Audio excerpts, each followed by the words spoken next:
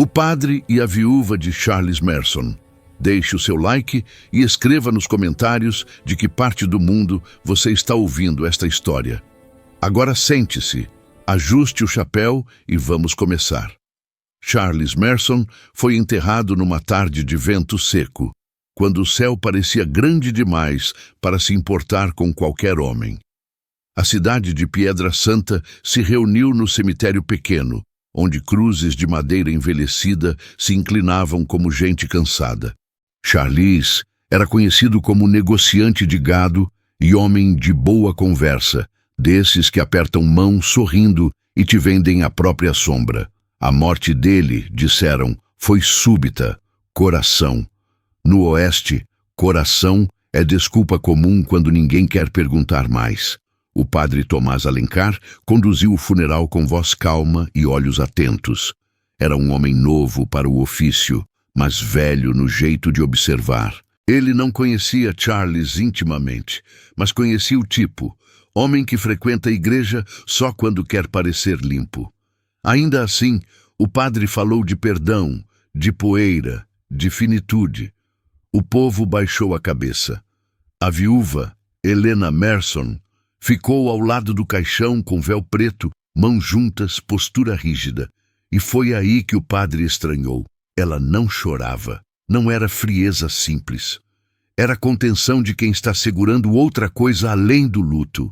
Quando o caixão desceu, um homem no fundo do cemitério ajustou o chapéu e saiu sem se aproximar. O padre viu.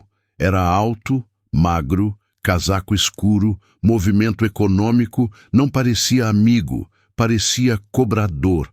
Helena também viu, porque o corpo dela enrijeceu por um segundo. O padre notou aquele microgesto, a linguagem silenciosa do medo, e decidiu guardar na memória.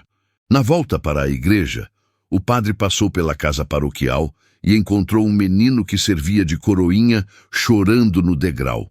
O menino disse que, na noite anterior, viu uma carruagem parada atrás da igreja e ouviu homens discutindo. Disse que ouviu o nome de Charles e a palavra prazo. Padre Tomás perguntou por que o menino não contou antes. O menino respondeu, porque eles falaram que Deus não protege quem se mete. A frase envenenou o ar. Porque quando o bandido começa a usar Deus como ameaça, é sinal de que a cidade já está dominada por medo. À noite, no silêncio da sacristia, Padre Tomás abriu o livro de registros do funeral. Entre as páginas, encontrou algo que não tinha colocado ali. Um pequeno papel dobrado sem assinatura. Nele, 2 palavras, cuide dela. O padre sentiu um arrepio que não vinha do vento. Era um recado. E recado. No Oeste, raramente a gentileza. Quando a igreja apagou as velas, ele ficou sentado sozinho, pensando no homem sem olhar de amigo no cemitério, na rigidez da viúva e no bilhete. Charles Manson tinha sido enterrado, mas algo tinha ficado vivo. E esse algo tinha escolhido a viúva como próxima etapa. A viúva apareceu na porta da igreja quando a lua já estava alta. Não bateu como quem pede, bateu como quem foge. O véu preto cobria metade do rosto, mas o padre viu olhos inchados e uma pele pálida demais. Helena entrou e fechou a porta com cuidado, como se o som de uma tranca pudesse chamar monstros. Padre Tomás indicou o confessionário. Por hábito, Helena passou direto e sentou no banco, olhando o altar como se o altar fosse o único lugar que ainda tinha alguma ordem no mundo. Padre, eu não vim confessar pecado, ela disse com voz baixa. Eu vim confessar medo. Padre Tomás ficou de pé, sério. Medo de quem? Helena engoliu seco. Medo do que meu marido deixou. Ela contou que Charles tinha uma dívida com homens que não aparecem no sol. Disse que ele pegou dinheiro para um negócio grande e nunca devolveu. Disse que, nos últimos meses, ele recebia cartas sem assinatura e queimava no fogão. Disse que uma vez ela viu um símbolo desenhado no papel, um círculo com uma cruz torta dentro. Padre Tomás reconheceu o símbolo de boatos antigos, marca de um grupo que cobrava com ferro e corda. Helena disse que, na semana da morte, Charles estava estranho, bebia menos, falava menos e começou a ir à igreja em horários em que ninguém via. Ele não procurava Deus, ela disse. Ele procurava esconderijo. Padre Tomás perguntou se ela acreditava que a morte dele foi natural. Helena hesitou e respondeu: "Eu acho que ele foi permitido morrer, como quem deixa a porta aberta e espera o vento fazer o resto." O padre entendeu. Alguém pode ter pressionado Charles até o limite, e o coração apenas completou. Ou alguém pode ter ajudado o coração a parar. Mas Helena ainda não tinha prova. Ela tinha o que quase sempre antecede a prova: o medo de que a verdade seja pior do que a hipótese. Antes de ir embora, Helena pediu algo que não era típico de viúva. Ela pediu proteção e pediu silêncio. "Se eles souberem que eu falei com o Senhor, eles me levam." Padre Tomás perguntou quem eram eles. Helena respondeu: "O homem do casaco escuro. Ele esteve no funeral. Ele esteve na minha janela ontem." O padre sentiu o peso. Não era paranoia, era perseguição. Quando Helena se levantou, Padre Tomás viu um hematoma discreto no pulso dela, como marca de mão apertando. Ele perguntou. Helena puxou a manga rápido. "Foi nada." Padre Tomás respondeu. "Nada não deixa marca." Helena não retrucou. Ela apenas olhou para a porta e disse: "Eles não querem só dinheiro, padre. Eles querem me usar para achar o que meu marido escondeu." Depois que ela saiu, Padre Tomás ficou sozinho e fez o que um padre não deveria fazer por impulso. Pegou uma vela e foi até a casa dos Merson. Não entrou. Apenas caminhou ao redor, olhando janelas, fechaduras, sombras, e viu, perto do fundo, uma marca no barro.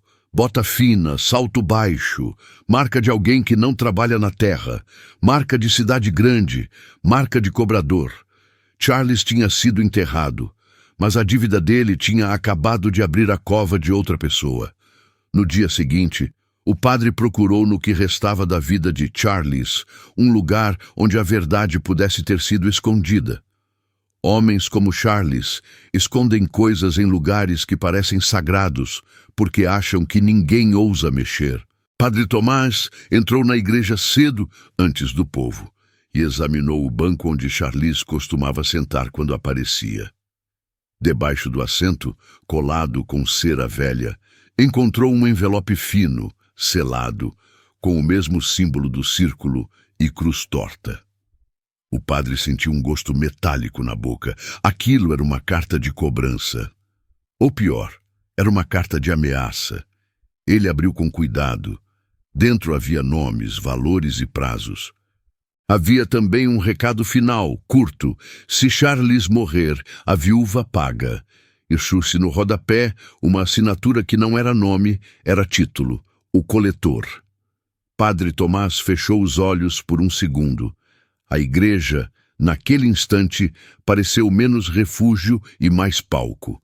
Charles tinha trazido o mal para dentro do sagrado para se proteger e conseguiu apenas transferir o alvo. O padre levou a carta ao xerife da cidade, Wade Harlan. Wade leu, franziu a testa e devolveu como se devolvesse coisa suja. Disse: "Padre, isso é assunto de gente grande, não é assunto do condado." Padre Tomás respondeu: "É assunto de qualquer homem que ainda diz que existe lei." Wade sorriu sem humor. "Lei existe até onde deixa." A resposta era confissão indireta. O xerife estava comprado, ou aterrorizado, ou os dois. Padre Tomás saiu do escritório com a sensação de que a cidade estava sem proteção oficial. Helena, quando soube da carta, tremeu. "Então é verdade," ela disse. "Eu sou a moeda." Padre Tomás respondeu: "Você é pessoa." Helena riu sem alegria. Para eles, não.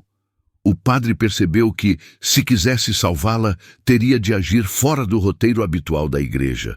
Teria de se tornar algo que a batina não costumava permitir: cúmplice de fuga e confronto. Naquela tarde, o homem do casaco escuro apareceu. Não na igreja, na varanda da casa de Helena. Chamou-se Mr. Klein, nome que parecia inventado. Foi educado. Tirou o chapéu. Disse: Senhora Merson, meus sentimentos. Helena não respondeu. Klein continuou: Seu marido fez um acordo. Agora a senhora precisa honrar. Helena perguntou: Honrar o quê? Klein sorriu. O silêncio e a entrega. E deixou um papel na mesa, um endereço e um horário. A senhora vai até lá, sozinha, e leva o que Charles guardou. Helena fechou a porta tremendo. Padre Tomás, que observava de longe, viu. Ele sabia. Aquele horário era armadilha. Se Helena fosse, desapareceria. Se não fosse, virariam a casa de cabeça para baixo. E o padre entendeu que o jogo não era mais sobre fé. Era sobre sobrevivência. Naquela noite, Padre Tomás guardou a carta selada dentro do próprio missal, não para esconder, mas para lembrar. E decidiu: se o coletor queria um pagamento, ele teria de enfrentar algo que não esperava encontrar no Oeste. Um padre disposto a mentir para salvar uma vida.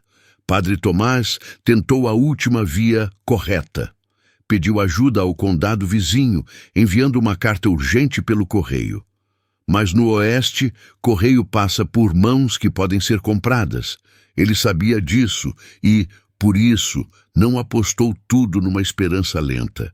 Enquanto aguardava, preparou o plano imediato: tirar Helena da casa antes do horário marcado, escondê-la na sacristia e usar um falso pagamento para descobrir quem realmente comandava Klein. Quando foi falar com o xerife Wade Harlan de novo, Wade estava com bebida no hálito e suor na testa. Parecia nervoso. Padre Tomás pressionou: Você vai permitir que levem uma mulher da sua cidade? Wade respondeu: Eu não vou morrer por viúva de trapaceiro. Padre Tomás retrucou: Então você vai deixar que a cidade morra de medo, um por um. Wade apertou o copo e disse baixo, quase como pedido: Padre, vá embora disso. A frase era aviso e confissão. Wade estava preso numa dívida ou num acordo com o coletor. Padre Tomás saiu e, no caminho, viu algo que confirmou. Um dos homens de Wade entregou discretamente um envelope a Klein na rua lateral.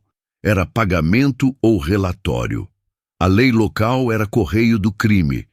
O padre sentiu nojo, mas também clareza. Se a estrutura oficial estava comprometida, a salvação teria de vir de tática, não de autoridade. Na igreja, Helena aguardava com mala pequena.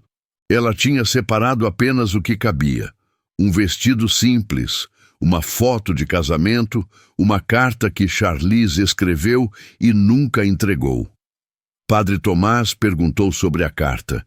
Helena disse: Ele escreveu pedindo perdão e dizendo onde escondeu a prova. Padre Tomás perguntou onde. Helena respondeu: Ele escondia coisas no confessionário velho, atrás da madeira. O padre sentiu o peso. Charles tinha usado a igreja como cofre, e agora a igreja virava campo de guerra. Eles abriram o painel escondido atrás do confessionário e encontraram um pacote envolto em pano, um caderno contábil com nomes e valores e um pequeno saco de moedas de ouro. O ouro era isca, o caderno era ameaça real. Helena disse: Ele guardou isso para se proteger. Padre Tomás respondeu: E morreu antes de usar. Helena olhou para o caderno e percebeu. Ali estava a arma contra o coletor. Porque o coletor não vivia só de medo, vivia de rede. E rede cai quando nomes aparecem. Padre Tomás decidiu usar o ouro como armadilha e o caderno como seguro. Planejou levar Klein até a igreja na hora marcada, fazer parecer que Helena entregaria o que Charles guardou, e então confrontar com testemunhas. Mas havia um risco. Se o xerife Wade estivesse do lado do coletor, ele poderia transformar a armadilha em execução. Mesmo assim, Padre Tomás sabia. Ficar parado era morte certa. Naquela noite, o sino tocou mais cedo do que o normal, não por missa, por aviso. E, no som, Padre Tomás sentiu que estava prestes a atravessar a linha invisível entre sacerdote e guerreiro. Mr. Klein apareceu no horário exato, elegante, sem pressa, como se o mundo já fosse dele. Entrou na igreja sem tirar o chapéu. Falta de respeito calculada. Olhou ao redor e disse: Padre, não pensei que estivesse envolvido. Padre Tomás respondeu: A senhora Merson pediu abrigo. Klein sorriu. Abrigo não muda contrato. E apontou para o altar. Onde está ela? Padre Tomás mentiu com calma. Ela está atrás, preparando o que o senhor pediu. Klein caminhou pelo corredor central como quem desfila. O som das botas dele no assoalho parecia sentença. Ele parou diante do confessionário velho e disse: Charlize gostava de esconder dinheiro em lugar santo. Ironia bonita. Padre Tomás percebeu. Klein sabia do esconderijo.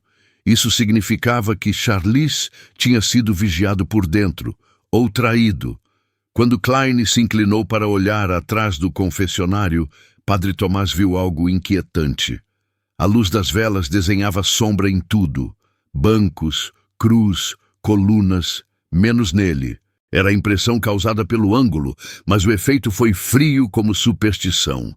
Helena, escondida, sussurrou do fundo. Ele parece não ter sombra. Padre Tomás engoliu seco. O oeste sempre mistura medo com imaginação, mas, naquele caso, a imaginação tinha alimento. Klein recebeu o saco de moedas isca das mãos do padre, pesou, sorriu satisfeito e disse: Agora, a senhora. Padre Tomás respondeu: Ela vai embora. Klein riu, curto. Ninguém vai embora. Nesse instante, a porta da igreja se abriu e o xerife Wade entrou com 2 homens. Padre Tomás esperou que Wade prendesse Klein. Wade, porém, apontou a arma para o padre. Desculpes, padre, disse Wade. Eu o avisei. O golpe moral foi pior que qualquer bala. A lei tinha escolhido o lado do crime. Klein caminhou até a sacristia e puxou Helena pelo braço. Helena gritou, e o grito ecoou na igreja como pecado. Padre Tomás avançou, mas Wade o segurou. Klein sussurrou para Helena: Você é garantia. Helena respondeu com coragem desesperada: Meu marido morreu por medo de você. Klein sorriu: E agora você vai viver por medo de mim. Foi então que Padre Tomás fez o impensável. Derrubou Wade com uma pancada de castiçal na cabeça. A arma de Wade caiu. Um tiro ecoou. Não se soube de onde. A vela apagou. O caos explodiu. E a igreja, que deveria ser lugar de paz, virou campo de resgate. No escuro, Helena correu para trás do altar, guiada pelo padre. Klein, rápido, tentou alcançá-la. Um dos homens de Wade disparou, acertando a madeira ao lado do rosto de Helena. Ela caiu, mas levantou. O padre puxou-a por uma porta lateral que levava ao cemitério. Lá fora, o vento parecia cortar. Helena, tremendo, perguntou: E agora? Padre Tomás respondeu: Agora você vira alguém que eles não conseguem prever. Eles se esconderam entre lápides. O padre pegou a mão de Helena e a colocou numa pequena faca que ele guardava para cortar corda e pão, não para matar. Você vai precisar disso, disse. Helena olhou e respondeu: Eu não sei ser isso. Padre Tomás disse: Você não escolheu, mas você pode aprender. Era brutal, mas verdadeiro. No oeste, a inocência é luxo. Eles fugiram para um celeiro afastado de um velho paroquiano que devia favor à igreja. Lá, Helena começou a praticar mentira como arma. Ensaiou frases para enganar rastreador, aprendeu a andar sem fazer barulho, aprendeu a esconder medo no rosto. O padre não gostava do que estava ensinando, mas sabia que era isso ou cova. Helena, aos poucos, parou de pedir desculpa por existir. E isso, em si, era transformação. Enquanto isso, Klein não recuou. Ele passou a circular pela cidade como se fosse dono. Ofereceu dinheiro para informações. Prometeu perdão a quem entregasse a viúva e espalhou a versão oficial. Padre Tomás sequestrou a viúva e roubou o ouro. A população, confusa e assustada, começou a hesitar. A batina virou suspeita. A fé virou rumor. Padre Tomás decidiu que precisava de prova pública, o caderno contábil de Charlize, com nomes. Ele tinha guardado o caderno longe. Agora precisava usá-lo. Mas usar significava revelar gente poderosa envolvida, e isso atrairia violência maior. Helena, olhando para o caderno, disse: "Se eu morrer, ao menos isso precisa sair." Padre Tomás respondeu: "Eu não aceito sua morte como preço." Helena respondeu: "O Oeste não pergunta o que você aceita, padre. Ele só cobra." No fim daquele capítulo, Helena fez uma coisa que surpreendeu. Escreveu uma carta para Klein, fingindo que iria entregar o caderno e a si mesma, em troca de paz para a cidade. A carta era mentira calculada. Padre Tomás leu e percebeu. A viúva tinha aprendido rápido. Ela não era mais peça, era jogadora. E Klein, ao receber a carta, sorriu como quem acha que venceu. O que ele não sabia era que a mentira de Helena era a ponta da lâmina. A entrega marcada seria na própria igreja, porque Klein gostava de ironia. Disse que queria resolver onde Charlize se ajoelhava. Padre Tomás aceitou, porque sabia, lugar público oferece testemunha, e testemunha é inimiga do crime. Mas também sabia que o confessionário tinha se tornado armadilha simbólica. Se sangue caísse ali, a cidade inteira mudaria para sempre. No entardecer, a igreja estava vazia, mas não por acaso. Klein mandou o xerife Wade fechar a rua e afastar curiosos. Wade, com a cabeça ainda marcada pelo golpe, obedeceu com ódio contido. Padre Tomás entrou primeiro, carregando um saco que parecia conter o caderno. Na verdade, era a isca. O caderno real estava escondido com Helena do lado de fora, pronta para entrar no momento certo. Klein chegou com 2 homens.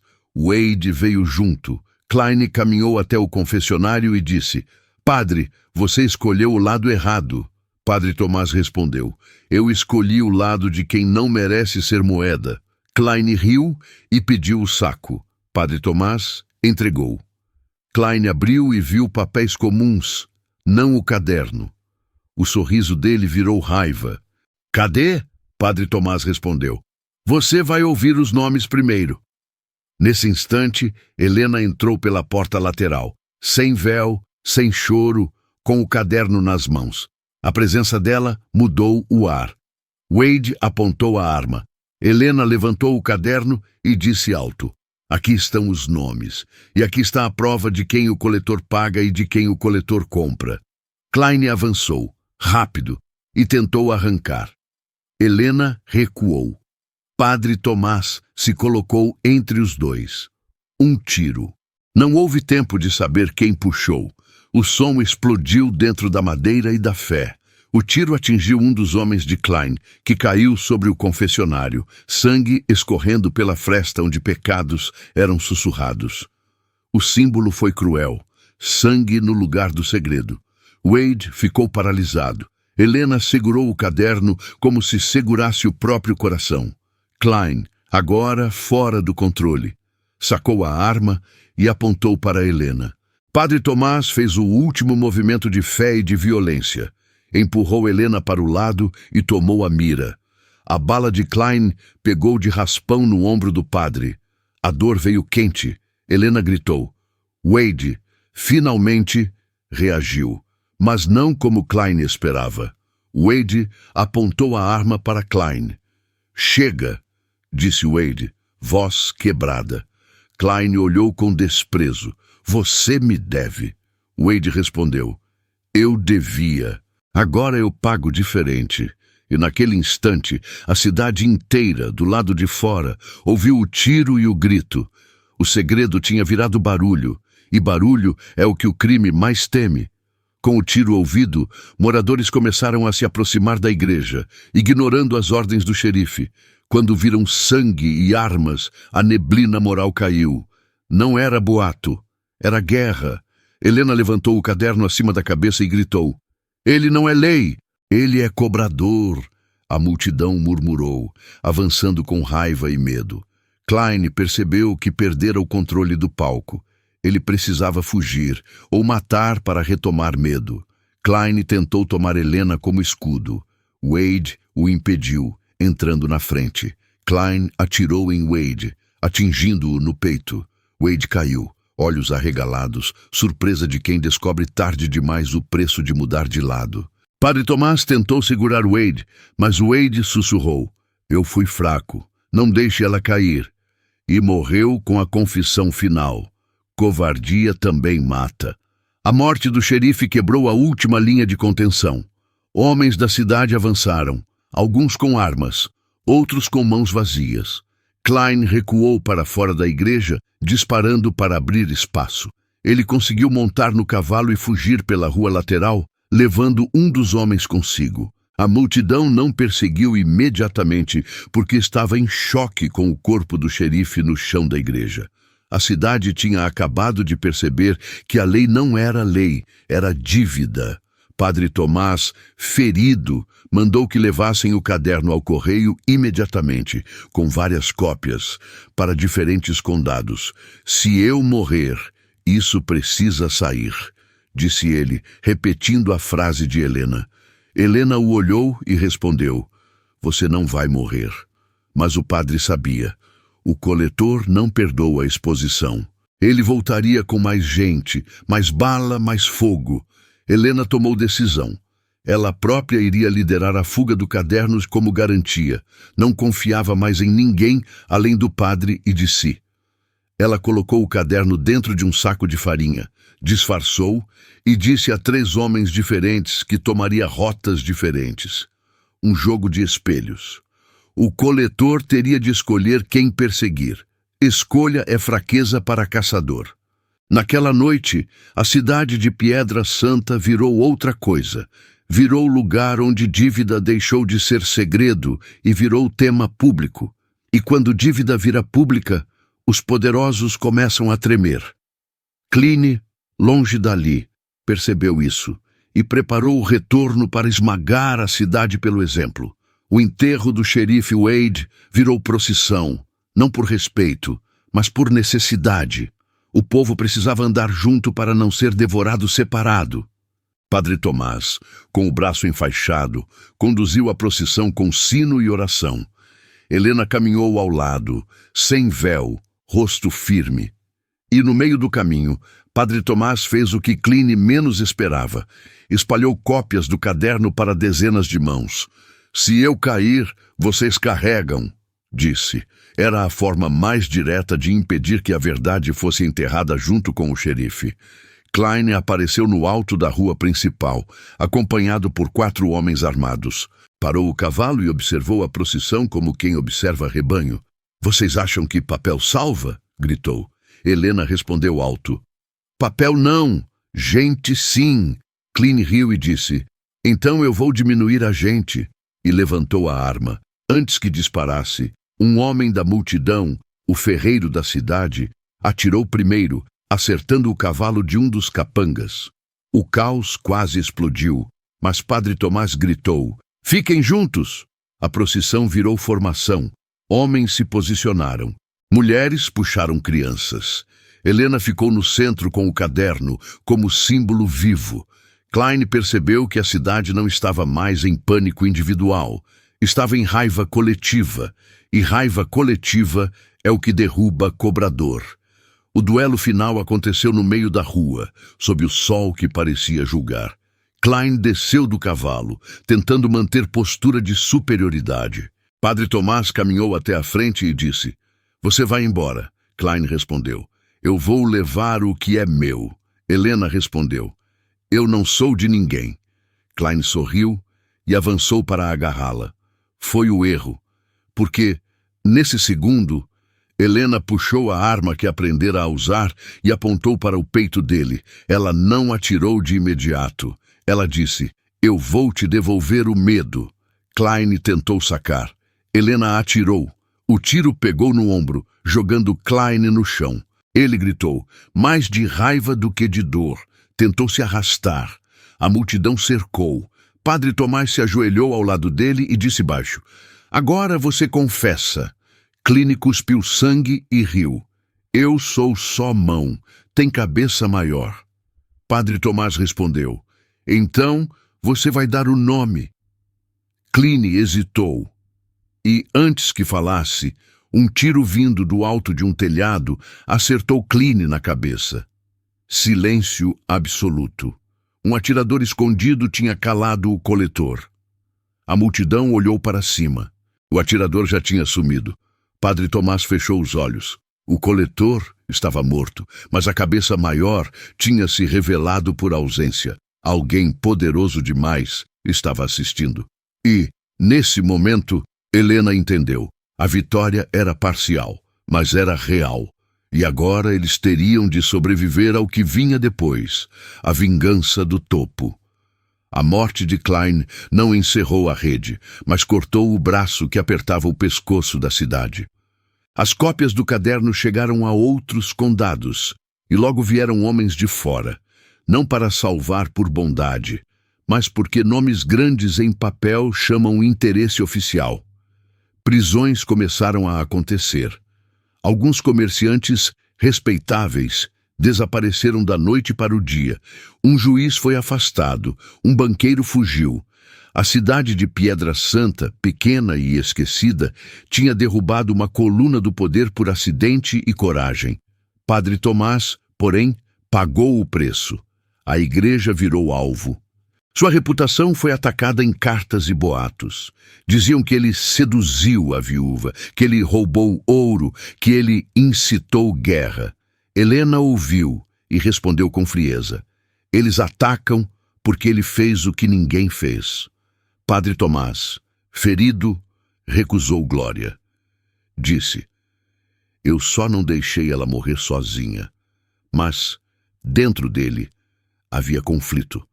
Ele tinha quebrado limites do sacerdócio e sabia que limites, às vezes, são feitos para gente que nunca viu o mal de perto. Helena decidiu não ficar na cidade. Sabia que, mesmo com Klein morto, a cabeça maior poderia mandar outra mão. Ela vendeu o que restava da casa, pegou o pouco que tinha e se preparou para partir. Padre Tomás a ajudou, silencioso. No último dia, Helena entrou na igreja vazia e olhou para o confessionário manchado de sangue, agora limpo por fora, mas não por dentro. Ela disse, eu achava que Deus me tinha abandonado. Padre Tomás respondeu, Deus não abandona. As pessoas abandonam, e às vezes Deus manda pessoas teimosas para lembrar disso. Antes de partir, Helena entregou ao padre um sino pequeno de mão, um sino que Charles tinha comprado e nunca usou. Toque quando precisar que eu lembre, ela disse. Padre Tomás sorriu fraco. Eu não vou te chamar para voltar. Helena respondeu, não, mas você vai tocar quando quiser lembrar que ainda existe coragem. Ela montou no cavalo e saiu pela estrada. O vento levou poeira atrás dela como véu invertido. Piedra Santa ficou com cicatriz e lição. Nunca mais confiou cegamente em distintivos sem história. Nunca mais aceitou cobrador como destino. E o sino da igreja, por meses, pareceu tocar diferente. Não por fantasma, mas por memória. Memória de um xerife que morreu tentando mudar, de um padre que sangrou no confessionário e de uma viúva que deixou de ser moeda. E dizem que, em noites de vento, quando a cidade precisa lembrar que a verdade pode sobreviver, Padre Tomás pega o sino pequeno que Helena deixou e toca uma vez. Não por Charles, não por Klein, mas por dois. Por ele, que perdeu a inocência, e por ela, que ganhou o próprio nome. Se esta história mexeu com você, mais emoções inesquecíveis aguardam. Deixe o seu like. Seu apoio nos ajuda a criar mais histórias como esta. Escreva nos comentários o que você sentiu. Cada pensamento que você compartilha é precioso. Inscreva-se no canal para não perder nenhuma história que vai tocar você profundamente. Obrigado por fazer parte desta aventura. Nos vemos na próxima história.